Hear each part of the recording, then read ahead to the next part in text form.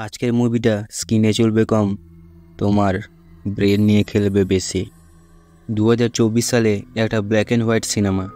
ভাবা যায় জঙ্গলে সুন্দরী ইয়াকসিদের বাস, যাদের মায়ায় কেউ একবার পড়লে বেরোতে পারে না, আর কাছে গেলে বাঁচতে। জঙ্গলের মাঝে একটা জমিদার বাড়ি, বলতে পারো মহল। এখানে কেউ একবার আসলে চাইতেও বেরোতে পারে না। কিন্তু কেন? মুভি প্রত্যেকটা সেকেন্ড মুভি সব কিছু তোমার সামনে তুলে ধরলেও তোমার ব্রেন ধরতে পারবে না আসলে ঘটছেটা কি। আজ এমন একটা মুভি এক্সপ্লেন করবো যার ইফেক্ট তোমার মাথায় একদিন নয়, দুদিন নয়, বছরের পর বছর থাকবে। এটা মালিয়ালাম মাস্টারপিস, যার শেষটা তোমার ধারণার বাইরে। হাই বস, একটা হারিম করা কাহিনী নিয়ে এইচডি বুক প্রেজেন্টিং ব্রহ্মইগাম। 17শো শতাব্দী, দক্ষিণ মালাবার, কেরালার একটা জায়গা। গভীর জঙ্গলে দুই বন্ধু, দেবেন ও কোরা। দেবেন তার মায়ের সাথে দেখা করতে তার গ্রামে যাবে, কিন্তু মাঝপথে সন্ধ্যা নামায় এই জঙ্গলে আটক। আর এমনিতে নদীর স্রোত এতটাই আজ বেশি, এরা যেতে পারবে না। জঙ্গলের এই থমথমে নিস্তব্ধতা কোরাকে যেন এক অশুভ শক্তির ইঙ্গিত দিচ্ছিল। কোরা দেওয়ানকে বলে, যত যাই হোক আগুনটা যেন না নেবে। কিন্তু এতটা পথ অতিক্রম করার জন্য ক্লান্তির কারণে দেবেন ঘুমিয়ে পড়ে। হঠাৎ ঘুম ভাঙলে দেখে আশেপাশে কোরা কোথাও নেই। খুঁজতে খুঁজতে দেবেন এখানে এলে দেখে এক দৃষ্টিতে কোরা এই গাছটার দিকে কেমন অদ্ভুতভাবে তাকিয়ে আছে। হঠাৎ দেবেন লক্ষ্য করে একটা হাড়িম করা দৃশ্য। দেখতে দেখতে গাছটার পেছন থেকে ইয়াকসি বেরিয়ে আসে। ইয়াকসি হচ্ছে একটা রক্তপিপাসী ডাইনি, যাদের শক্তি অপরিসীম। ওই ইয়াকসিনীদের মতো বলতে পারো। এখানে অবাক ব্যাপার, ইয়াকসি শুধু কোরাকেই তার শিকার বানায়, কিন্তু দেবেনকে কিছু বলে না। ইয়াকসি দেবেনের দিকে তাকাতেই যেদিকে দু চোখ যায় জঙ্গলের বুক চিরে দেবেন ভয়ে এখান থেকে পালাতে থাকে। এদিকে কোরাকে রক্তপিপাসী মেরে ফেলে। কথায় আছে রক্তপিপাসীর কবলে কেউ একবার পড়লে বেঁচে ফেরে না।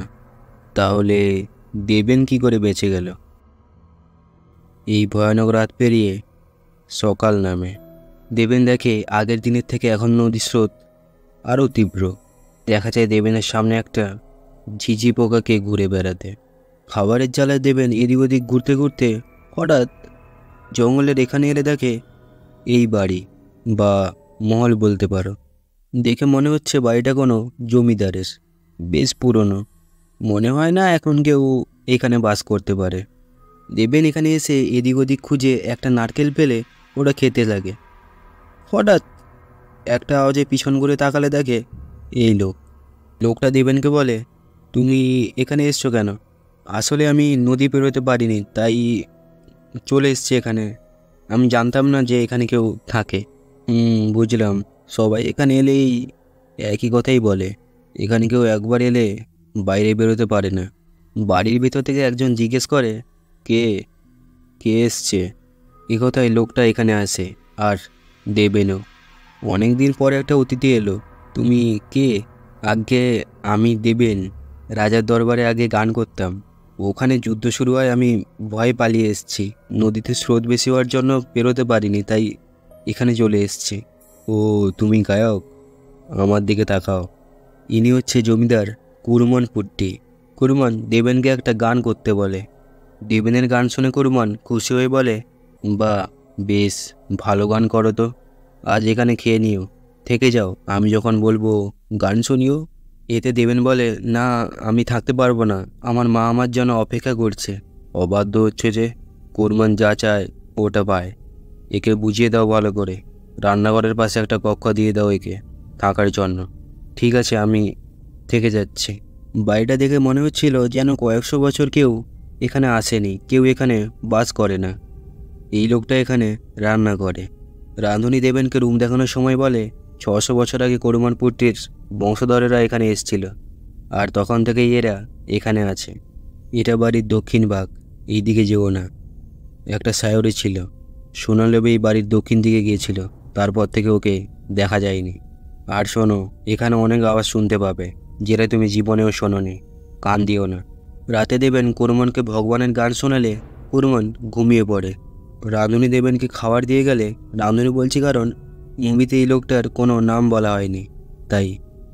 যাই হোক, দেবেন খাবার পেয়ে ভগবানকে ধন্যবাদ জানালে কুরমন বলে, তোমাকে খাবার কে দিয়েছে, ভগবান নাকি আমি?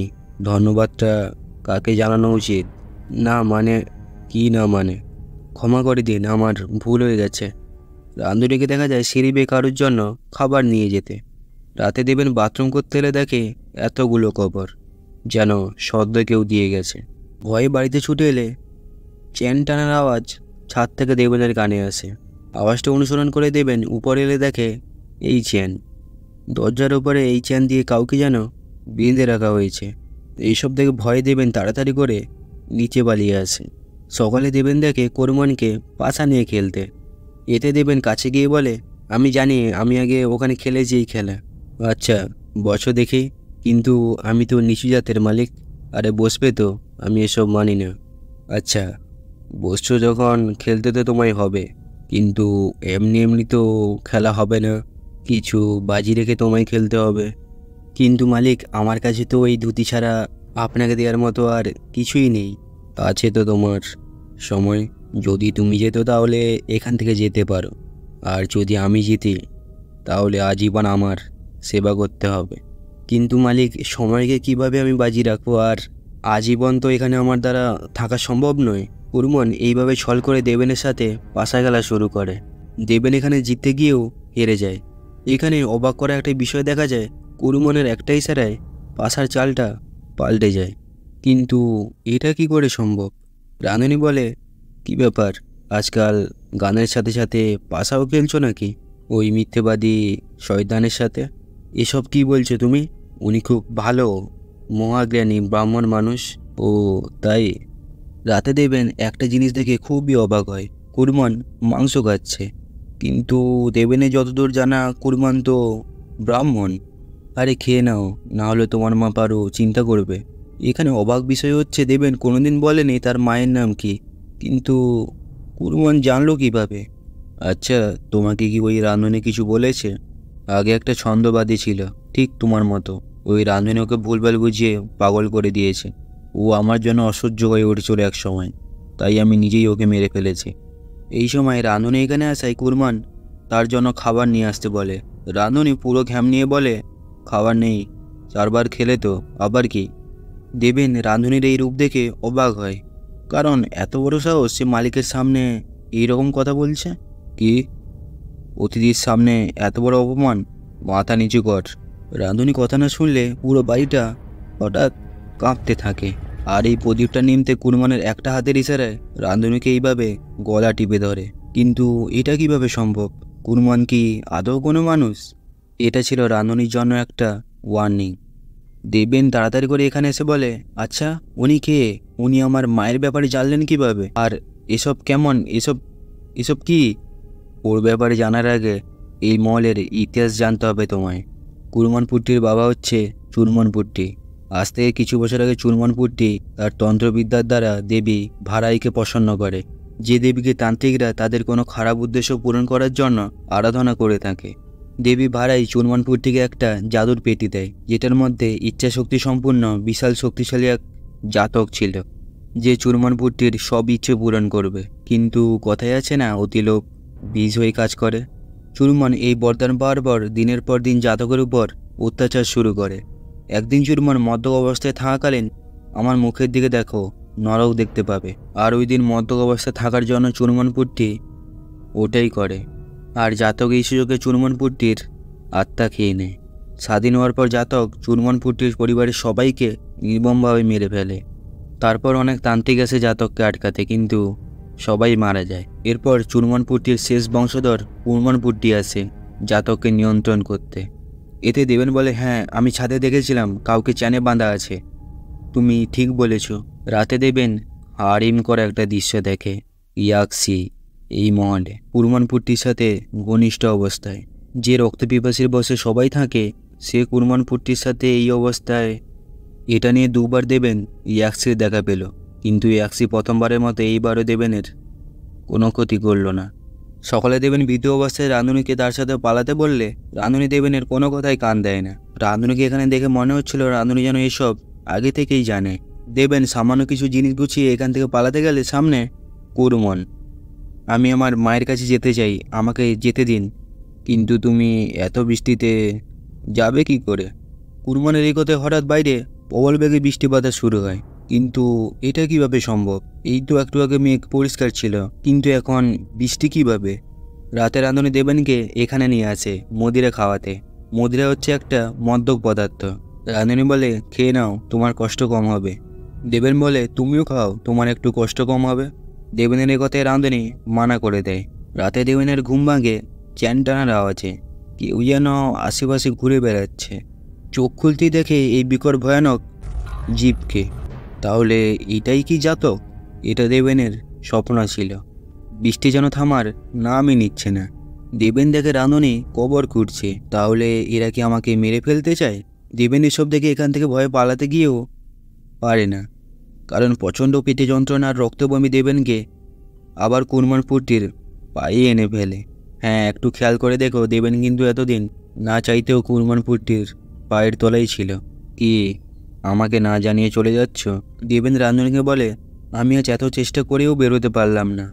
আজ পর্যন্ত কেউ পারেনি। এই জায়গার মায়াজাল এমন পরপর তোমার স্মৃতিশক্তি নষ্ট করে দেবে। জানো তুমি কতদিন হয়েছে এখানে এসছো? এই তো কয়দিন। আচ্ছা, তোমার নাম কি? এখানে অবাক ব্যাপার, শত চেষ্টা করেও দেবেন তার নাম মনে করতে পারে না। রাঁধুনি দেবেনকে এখানে নিয়ে এসে একটা সত্য দেখাতে, আর এখানে রিভিল হয় মুভির চমকে দেওয়ার মতো একটা ভয়ানক জিনিস। এতদিন দেবেন যাকে কুরমানপুট্টি ভেবে এসছে সে আসলে কুরমানপুট্টি নয়, কুরমানপুট্টির বেশে জাতক। কুরমানপুট্টি প্রথম দিন এসেই জাতকের মায়াজালে পড়ে গেছিল, ভুলে গেছিল ওর আসল উদ্দেশ্য কি। রক্ত মাংসের শরীরে এতদিন কুরমানপুট্টির বেশে জাতক ঘুরে বেড়াচ্ছে, একটা জলজান্ত নরক যার মধ্যে কোনো হৃদয় নেই। আজ কুরমানপুট্টি মারা গেছে। এই কুরমানপুট্টির সাথে কিন্তু রাঁধুনির একটা গভীর রহস্য আছে, যেটা মুভির শেষে গিয়ে জানতে পারবে। জাতকের মায়াজাল পরপর তোমার স্মৃতিশক্তি মুছে দেবে, তুমি কুরমানপুট্টির মতো উন্মাদ হয়ে যাবে। এখানে ভাববার বিষয় হচ্ছে জাতকের মায়াজালে যদি স্মৃতিশক্তি মুছে যায় তাহলে রাঁধুনি এত কিছু মনে রেখেছে কিভাবে? এখানে দেবেন বুঝতে পারে এতদিন যে ছাদ থেকে আওয়াজ আসতো ওটা কুরমানপুট্টিই করতো, কারণ কোনো জাতককে নয়, এই কুরমানপুট্টিকেই চানে বাঁধা থাকতো। রাঁধুনি দেবেনকে এখান থেকে বেরোনোর একটা শেষ উপায় বলে। এই মহলের ধান কক্ষের নিচে একটা গুপ্ত কক্ষ আছে, যেটাই তন্ত্রশক্তির দ্বারা একটা প্রদীপ জ্বলছে, আর ওই প্রদীপেই লুকিয়ে আছে জাতকের অমরত্ব, আর যেটার রক্ষা জাতক সবসময় করে চলেছে ওর উপরে থেকে। শোনো দেবন, যদি কোনো রকম ওই প্রদীপ নেভানো যায় তাহলে জাতককে মারা সম্ভব, আর এখান থেকে বেরোনো। তাহলে তুমি এতদিন ওই কাজ করনি কেন? পুরো মহল খুঁজেছি কিন্তু ওই কক্ষের চাবি পাইনি। হতে পারে জাতক তার অমরত্ব রক্ষা করার জন্য নিজেই ওই মায়াজাল দিয়ে কক্ষ তৈরি করেছে। যদি এটাই হয়ে থাকে তাহলে জাতক সবসময় ওর উপরে থেকে পাহারা দেয় কেন? চাবি তো অবশ্যই আছে। এই কথায় রামধনী বলে তুমি কেমন জানলে? আমি জানি না, তবে পুট্টির বেশে জাতক জানে। দেবেন আর একবার পাশে খেলতে চায়। দেবেন পুট্টিরূপী জাতককে বলে আমি জানি ওটা আপনার কাছে আছে। দেবেনের এই কথায় জাতক কোমরে হাত দেয় কিছু একটা দেখার জন্য। কী আছে আমার কাছে? আমার ভাগ্য, আমি এবার ওটা নিয়েই খেলতে চাই। কিন্তু ওটা নিয়ে তো তুমি অনেক আগেই খেলে নিয়েছো, হাতে সময় খুবই কম। রান্না করতে করতে হঠাৎ জাতক রূপে পুট্টি এসে রাঁধুনির গলা টিপে বলে তুই ওকে মদিরা কেন খাইয়েছিস? কার অনুমতি নিয়ে খাইয়েছিস তুই ওকে? এর জন্য রাঁধুনি ক্ষমা চাইলে জাতক বলে তাড়াতাড়ি ওর জন্য কবর রেডি কর, দিন দিন অসহ্য হয়ে উঠছে ও আমার কাছে। রাতে দেবেন কিছু না ভেবে পুট্টিকে বলে আমি আপনার আসল রূপ দেখতে চাই, ওটার সময় এখন নয়। জাতকের এ কথায় বোঝা যায় এরা কি করছে না করছে জাতক সব আগে থেকেই জানে। হঠাৎ বৃষ্টিটা থেমে যায়, এর মানে এতদিন পর জাতক ঘুমিয়ে পড়েছে। হ্যাঁ, এতদিন জাতকের মায়াজালের কারণেই বৃষ্টি হচ্ছিল, আর জাতক ঘুমিয়ে যেতে সেটা বন্ধ হয়ে যায়। দেবেন এটা বুঝতে পেরে মনে অনেক সাহস নিয়ে জাতককে সার্চ করতে থাকে, যদি চাবিটা পাওয়া যায়। কারণ দেবেন তখন দেখেছিল জাতক তার কোমরে হাত দিচ্ছে কিছু একটা আছে কিনা দেখার জন্য। এখানে যেটার ভয় ছিল সেটাই হয়। জাতক জেগে ওঠে আর চাবিটাও পাওয়া যায় না। এখানে জাতক দেবেনের রাতটা খেতে যাবে, হঠাৎ থেমে যায়। কারণটা হচ্ছে এই দেবেন যে চাবির খোঁজে এখানে এসেছিল সেটা রাঁধুনি অনেক আগেই বুঝতে পেরে এই সুযোগে বের করে নিয়েছে, যেটার ব্যাপারে দেবেনও জানে না। প্রদীপটা নিমতেই পুরো মহলকে এক ভয়াবহ অন্ধকার গ্রাস করে আর জাতক যেন কোথাও এক নিমেষে উধাও হয়ে যায়। এখানে দেবেন রাঁধুনিকে মারতে যায়, কারণ ও চাবির ব্যাপারে আগে কিছু জানায়নি। এদের মধ্যে ভুল বোঝাবুঝি মিটে গেলে এরা দেবীর দেওয়া জাদুর পেটি নিয়ে এখানে আসে জাতককে মারতে, কারণ এদের হাতে সময় শুধু সূর্য ওঠা পর্যন্ত। এখানে মুভির আর একটা টুইস্ট সামনে আসে। জাতক ভেবেছিল পুট্টির সব বংশধরকে জাতক মেরে ফেলেছে, কিন্তু করমন পুট্টির একটা দাসীর থেকেও বাচ্চা ছিল, আর সেই বাচ্চা আর কেউ নয়, রাঁধুনি। এখন জাতককে মারা খুবই সহজ, কারণ জাতক এখন খুবই দুর্বল। জাতক তার অমরত্ব হারিয়েছে। এখানে জাতকের সাথে এদের লড়াই শুরু হয়। এরা লড়াইটা যত সহজ ভেবেছিল ততটাও সহজ হয় না। মাঝে কত সময় কেটে গেছে তার কোনো হুঁশ নেই। বাড়িটা এখন গোলক দাঁধা হয়ে গেছে।